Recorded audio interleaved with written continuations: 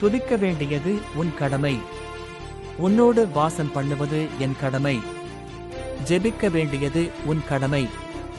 ஜெபத்திற்கு பதில் தருவது என் கடமை. கைகளின் பிரயாசம் உன் கடமை. அதை ஆசீர்வதிப்பது என் கடமை. விதையை விதைக்க வேண்டியது உன் கடமை. அதை விளையச் செய்வது என் கடமை. ஆயத்தப்படுவது உன் கடமை. அதற்கேற்ற வெற்றியை தருவது என் கடமை.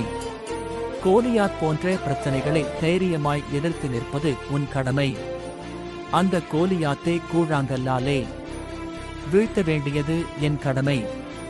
உன் வழியை என்னிடத்தில் ஒப்புவித்து நம்பிக்கையாயிருப்பது உன் கடமை. உன் காரியத்தை ஏற்ற சமயத்தில் வாய்க்க பண்ணுவது என் கடமை.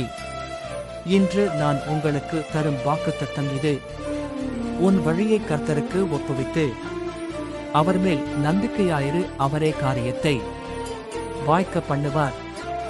சங்கீதம் அதிகாரம் 37 வசனம் 5.